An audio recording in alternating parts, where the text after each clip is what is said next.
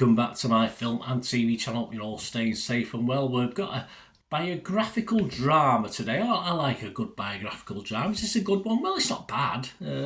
How good it is, we'll have to talk about it, won't we? We're over to Amazon Prime and we're going to have something called Cassandro. Please, if you're new to the channel, please push that subscribe button, push the bell notifications. Everything film and TV, of course, information vlogs, reviews like this on films and TV series, etc. So great to have you on board. Please spread the word if you can, to your mates who like films, etc. And if you've got a split second just to leave us a thumbs up or a like, I would be very appreciative of that. Thank you very much.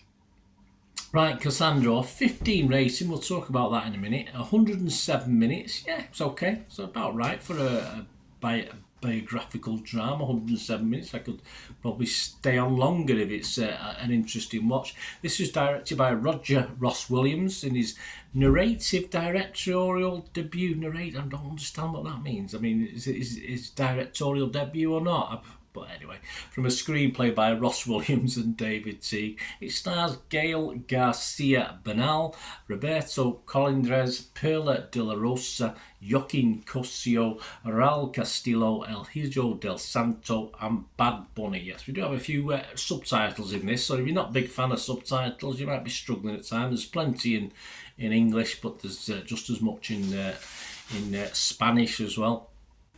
This was released by Amazon, a limited release at the cinema on September the 15th, and it's now being streamed as from September the 22nd. I'm recording this on October the 5th, 2023, so it is available now on Amazon Prime Video, so get over there if you want to watch it.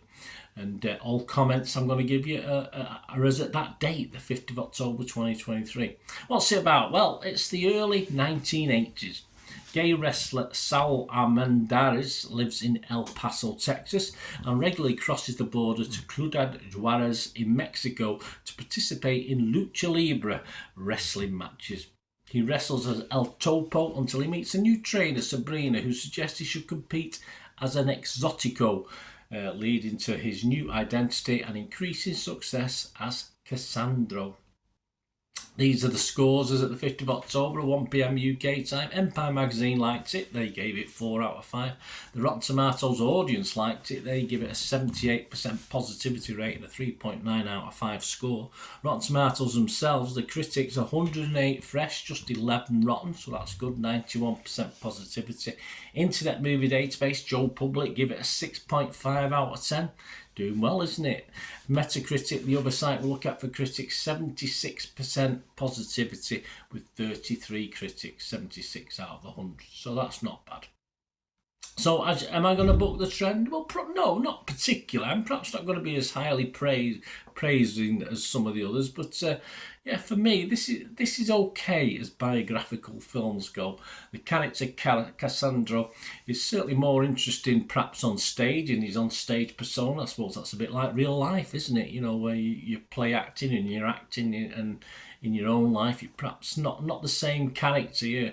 But of course, what makes biographical films work is what goes on behind the scenes, and it doesn't perhaps grab you in that way. This one, it's all a little low key for perhaps such a seemingly important change in the sport, as barriers around queerness in the sport were broken down at this time.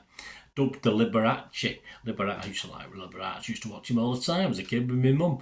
Dubbed the Liberace of Lucha Libre. Bernal does a passable job as the main character. And yeah, there's images of course, the original and the actor as well, which, yeah, all right. Not bad. I think they do the original a lot more credit than in real life. But I think perhaps its lack of wanting to delve too deep into the obvious darker side of his life is always present. I mean, he's got addiction, rejection. And I think it's partly probably a little bit deliberate as well, because it all feels a little light in storytelling. And that's how it should be, more, as in what we're seeing, it's entertainment on screen, the wrestling, etc. So perhaps the film is following that sort of pattern. It's sort of the storytelling of it is more perhaps of a PG for me than a 15 rating, which is what it gets But then again, as I say, it's family entertainment as a wrestling thing, and that's what they try to do with the film. Although, as I said, it does get a 15 rating, which I thought was a bit over the top, because I don't think we get a 15 rating product on the TV on the screen. There's a lot of poignancy, of course, as you expect, more towards the end of the movie. But for me, the emotional side is missing for the most part from this. We never really delved too deeply, as I said, into his personal battles. I'm sure the main character suffered as a kid and adult, lots of problems growing up.